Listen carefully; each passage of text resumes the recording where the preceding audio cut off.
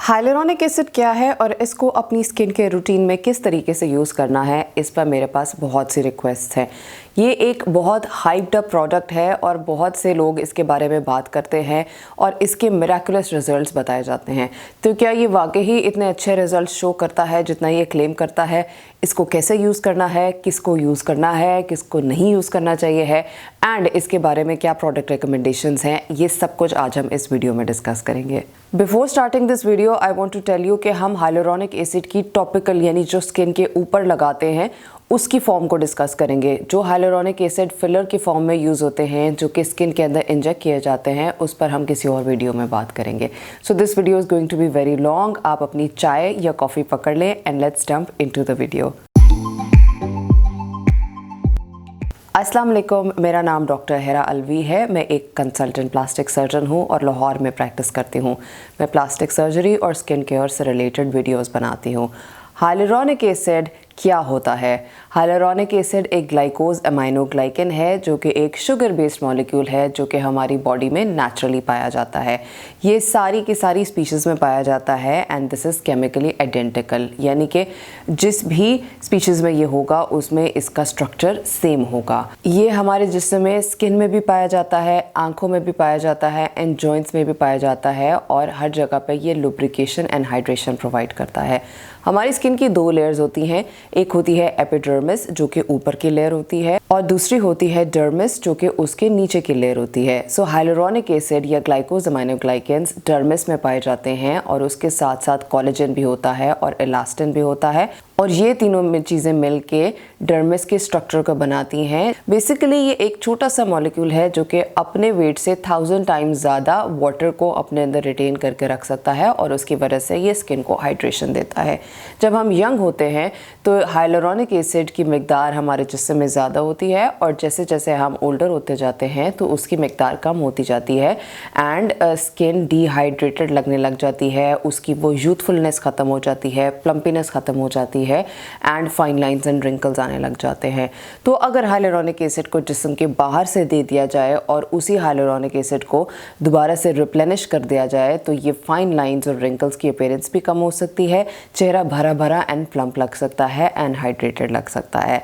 तो that is how hyaluronic acid जो कि हम स्किन केयर में यूज़ करते हैं वो ओरिजिनेट हुआ। लेकिन there is a catch to it. तो अभी आपने ये नहीं सोचना है कि हाइलुरोनिक एसिड आपने लगा लिया तो आप बहुत ज़्यादा प्लम्प हो जाएंगे या आप बहुत ज़्यादा यूथफुल लगने लग जाएंगे। We are going to discuss this in detail कि आपने इसको किस तरह से यूज़ करना है। हाइलुरोनिक एसिड को बनाया किस तरह से जाता है? हाइलुरोनिक एसिड को लैब में बनाया जाता है। देयर आर डिफरेंट सोर्सेज जहाँ से लिया जाता है। पहले रूस्टर से बनाया जाता था लेकिन उसके कुछ इश्यूज़ हैं और उसके बाद अब जो ज़्यादातर बनाते हैं वो होता है बैक्टीरिया से एंड बैक्टीरिया जिससे ज़्यादातर इसको बनाया जाता है वो है स्ट्रेप्टोकोकस इक्वाई। ये लेबॉर्ट्री में आफ्टर फर्मेंटेशन बनता है और जब ये बन जाता है तो ये स्लिपरी सा थिक सा एक सीरम बन जाता है जिसको बाद में स्किन केयर प्रोडक्ट्स में यूज़ करते हैं। हर कंपनी ने अपना हाइलुरोनिक एसिड निकाल लिया है, किसी के सीरम्स हैं, किसी के मॉइस्चराइजर्स हैं, किसी के क्लेंजर्स हैं, तकरीबन हर चीज़ के अंदर हाइलुरोनिक एसिड यूज़ हो रहा है आजकल। तो फिर आप इसको क्यों यूज़ करें? ये एक स्लिपरी सा शुगरी मॉलिक्यूल होता है। जब ये बन जाता है तो ये स्किन के ऊपर जब आप लगाते हैं तो इसका क्लेम ये है कि ये स्किन के अंदर 1000 टाइम्स ज़्यादा पानी को रिटेन करेगा after going in the dermis जो कि जिल्द की सेकेंड लेयर है।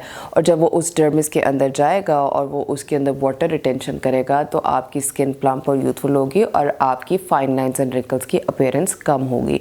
This is what hyaluronic acid claims. So yes, hyaluronic acid अगर डर्मिस तक पहुंच जाए तो वो उसके अंदर वाटर रिटेंशन कर सकता है और आपको ये सारे बेनिफिट्स दे सकता है।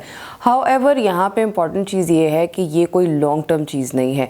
जब आपने अपनी स्किन के ऊपर इसको लगाया तो उस वक्त ये इफेक्ट देगा and with in 24 to 36 hours skin इसको डिग्रेड कर देगी एंड आपकी स्किन वापस टूवर्ड्स जो उसकी पहली कंडीशन थी वो चली जाएगी। सो ये सोचना कि आप long term hyaluronic acid use कर रहे हैं तो वो फाइन लाइंस रिंकल्स को ख़त्म कर देगा, तो ऐसा ये नहीं करेगा।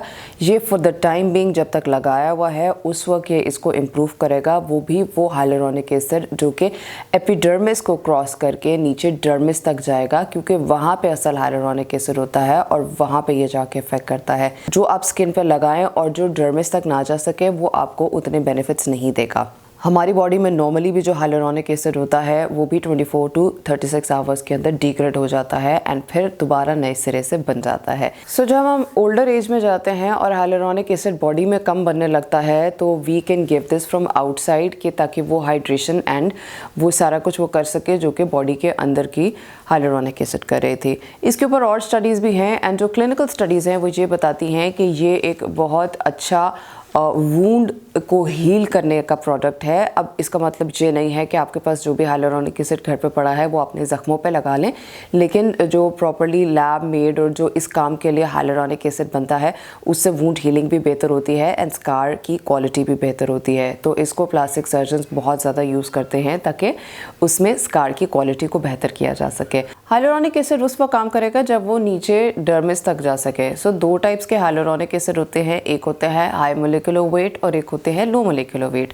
High molecular wait hyaluronic acid के जो मॉलिक्यूल का साइज़ है वो बड़ा होता है, तो वो नीचे डर्मिस तक नहीं जा सकता है, वो सिर्फ एपिडर्मिस पे रहता है, थोड़ा सा आपको इफेक्ट देता है, बहुत ही थोड़ा बहुत सा, और उसके बाद जो है वो ख़त्म हो जाता है जब आप उसको वॉश ऑफ कर देते हैं या विद इन 24 टू 36 आवर्स उसका इफेक्ट ख़त्म हो जाता है। लेकिन ये कोई बहुत अच्छा हाइलुरोनिक एसिड नहीं होता है, बिकॉज उसका असल काम तब होता है जब वो नीचे डर्मिस तक जाए और अपने साथ वाटर को बाइंड करे।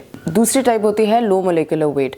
इसका साइज़ बहुत छोटा होता है and this is suppose to go into the dermis और वहाँ पे जाके वो ये प्लम्पिंग इफेक्ट देता है।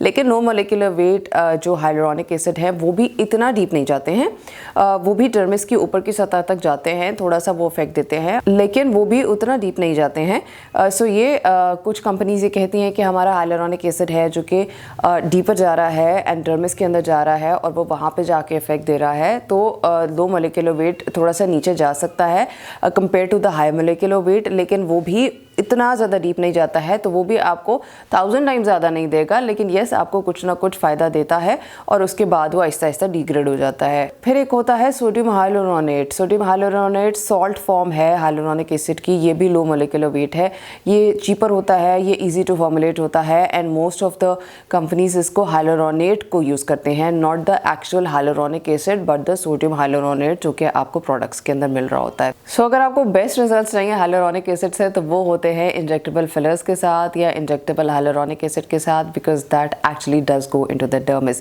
लेकिन इसका मतलब ये भी नहीं है कि हाइलुरोनिक एसिड जो कि आप टॉपिकली लगाते हैं उसका कोई फ़ायदा नहीं होता है। सब आपने इसको यूज़ किस तरीके से करना है, इसको आपने पहले फेस वॉश करना है, उसके बाद आपने अपना हाइलुरोनिक एसिड सीरम लेना है और उसके फ्यू ड्रॉप्स लेके आपने अपने पूरे फेस के ऊपर स्प्रेड कर लेने हैं। अगर आपका फेस डैम्प नहीं है तो आपने कोई स्प्रे बॉटल लेके पानी अपने फेस पे स्प्रे करके फिर उसके ऊपर लगाना है, ताकि वो वाला मॉइस्चर भी स्किन के अंदर लेके जा सके और आपको डिहाइड्रेट ना करे।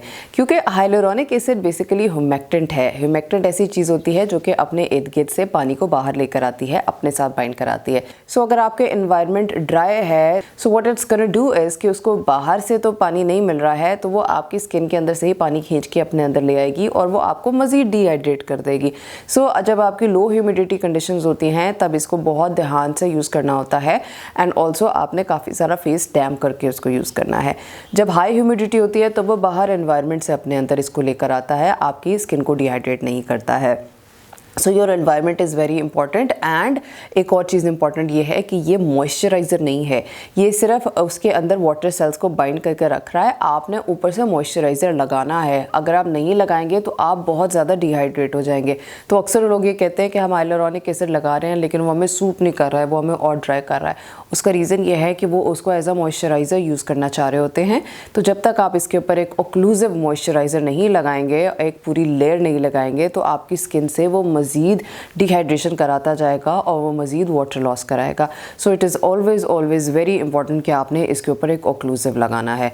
नाउ आप इसको मॉर्निंग टाइम में भी यूज़ कर सकते हैं और नाइट में भी यूज़ कर सकते हैं। मॉर्निंग में आपको प्लम्पी इफेक्ट देगा। अगर आप इसको नाइट में यूज़ करते हैं, अगले दिन आपका कोई इवेंट है या you have to go somewhere या you want to look somewhat more fresher overnight, तो आप इसको रात में अप्लाई करेंगे। इसके ऊपर आप एक मॉइस्चराइज़र लगाएंगे एंड आप उसके ऊपर अल्टीमेटली एंड पे वैसलीन की भी एक लेयर लगा सकते हैं। आपकी ऑयली स्किन है तो जस्ट बी वेरी केयरफुल, लेकिन आप एक फुली ऑक्लूसिव एनवायरनमेंट उसको रात में दे दें ताकि हाइलुरोनिक एसिड अंदर रहे और जब आप सुबह में तैयार हों तो you can look more fresh as compare to the previous night. लेकिन आप इससे लॉन्ग टर्म रिजल्ट्स एक्सपेक्ट ना कीजिएगा। फिर एक क्वेश्चन होता है जिसमें लोग ये पूछते हैं कि क्या ये हाइलुरोनिक एसिड एक्चुअली एसिड है और ये आपकी स्किन को एक्सफोलिएट भी करेगा? तो ऐसा नहीं है। इसकी जो pH है वो एसिडिक है एंड इसकी वजह से इसको हाइलुरोनिक एसिड का नाम दिया गया है। अदरवाइज़ ये स्किन की एक्सफोलिएशन नहीं कराता है। फिर एक ये सवाल होता है कि ये किन एक्टिव्स के साथ काम कर सकता है? तो it layers well with almost all actives. और ये इसकी इरिटेशन के बारे में पूछा जाता है कि क्या ये आपको इरिटेट कर सकता है या आपकी स्किन को सेंसिटिव कर सकता है?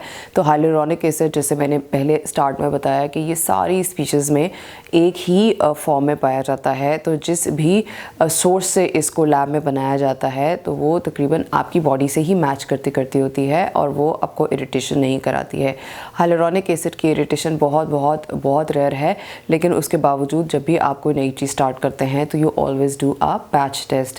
पैच टेस्ट के अंदर आप अपनी आर्म की अंदर वाली साइड पे कुछ ड्रॉप्स इसके लगा लें और उसको मार्क कर लें उस एरिया को, और 24 to 36 आवर्स के लिए आप उसको देखें और उसके बाद आप को अगर उसके अंदर कोई रेडनेस, इन्फ्लेमेशन या कोई भी रिएक्शन नज़र आता है तो आप वो चीज़ फेस पे यूज़ नहीं करते हैं। अदरवाइज़ अगर उसमें ऐसा कोई प्रॉब्लम नहीं आता है तो it is almost always safe to use on your face. लेकिन हाइलुरोनिक एसिड की इरिटेशंस या कोई भी रिएक्शंस बहुत रेयर होते हैं and almost close to none होते हैं। ऑल्सो एक क्वेश्चन ये होता है कि क्या हम इसको क्रीम फॉर्म में यूज़ करें या हम इसको सीरम फॉर्म में यूज़ करें? तो आप इसको किसी भी फॉर्म में यूज़ कर सकते हैं। आप सीरम फॉर्म में यूज़ करें वो भी ठीक है, और अगर आप इसको क्रीम फॉर्म में लेना चाहते हैं तो भी ठीक है। बस आपने बहुत ज़्यादा ओवरडू नहीं करना है कि आप सीरम भी इसी का लगा रहे हैं, आप मॉइस्चराइज़र भी इसी का लगा रहे हैं और आप सारा कुछ इसका कर रहे हैं, सुबह शाम इसको यूज़ कर रहे हैं, क्योंकि इसको ओवरडू करने से आपकी स्किन को फ़ायदे से ज़्यादा नुकसान होगा। सो इसके अंदर अगर आपने यूज़ किया है तो कोई आप एक प्रोडक्ट यूज़ करें और उसके बाद आप अगले प्रोडक्ट के अंदर प्रेफरेबली हाइलुरोनिक एसिड ना यूज़ करें, क्योंकि वो स्किन को ड्राई आउट करने के ज़्यादा इम्कानात पैदा कर देता है। क्या इसको प्रेगनेंसी में यूज़ किया जा सकता है? यस, ये प्रेगनेंसी में सेफ़ होती है, इसको आप यूज़ कर सकते हैं। So what is my take on hyaluronic acid? Hyaluronic acid एक अच्छी चीज़ है जो कि आप उसको अगर उस तरीके से यूज़ करें जैसे इसको यूज़ करना चाहिए है तो ये आपको फ़ायदा देगा। अगर आप इसको सही तरीके से नहीं यूज़ करेंगे तो it can be a double edge sword. वो आपकी नुकसान भी कर सकता है, आपकी स्किन को ड्राई आउट भी कर सकता है। अगर आप इससे ये एक्सपेक्टेशंस ना रखें कि ये कोई लॉन्ग टर्म बेनिफिट्स देगा, तो फॉर द टाइम बीइंग आपको कहीं जाना है, आपको कहीं रेडी होना है, तो उस तरह के मौके के लिए it's good. But for everyday use I would really recommend कि आपको ज़रूरी नहीं है, मतलब ये कोई ऐसी चीज़ नहीं है जो आपको रिजल्ट्स मेंटेन करने के लिए हर रोज़ यूज़ करनी है। या आप जिस दिन यूज़ करेंगे आपको रिजल्ट शो कर देगी एंड उसके बाद इसके रिजल्ट्स ख़त्म हो जाएंगे। सो आप इसको यूज़ कर सकते हैं by keeping realistic expectations, so it can be a good part of your skincare routine if you want to use it. कुछ recommendations हैं प्रोडक्ट्स की, कुछ हमारे लोकल प्रोडक्ट्स हैं पाकिस्तानी और कुछ इंटरनेशनल प्रोडक्ट्स हैं। I am not sponsored by any of these brands. ये इनकी इंग्रेडिएंट लिस्ट, जिसको हम इनकी लिस्ट बोलते हैं, उसके हिसाब से इसके अंदर प्रोडक्ट रिकमेंडेशंस हैं जो कि आप ट्राई आउट कर सकते हैं। So the product recommendations are Neutrogena hydro boost hyaluronic acid serum and Neutrogena Hydro Boost Hyaluronic Acid Moisturizer. Other than that, you can use CeraVe Hydrating Hyaluronic Acid Serum, L'Oreal Revitalife 1.5% Hyaluronic Acid Serum. And there are some local brands. One of them is Defy Derm Hyaluronic Acid Serum, Co Naturals Hyaluronic Acid 2% with B5 Serum, Acufix Niacinamide and Hyaluronic Acid Serum. अगर आपने इनमें से कोई try किया है and you have had some good results with this, please do share with us. This is all about hyaluronic acid. I have try to answer a lot of your questions. अगर आपके further कोई questions हैं इस video से related तो please do comment down below. उसके अलावा अगर आप किसी तरह की वीडियोस देखना चाहते हैं related to skin care and plastic surgery तो also comment down below. I will try कि मैं आपके लिए वो वीडियोज़ ज़रूर बनाऊँ। Thank you so much for watching. अल्लाह हाफिज़।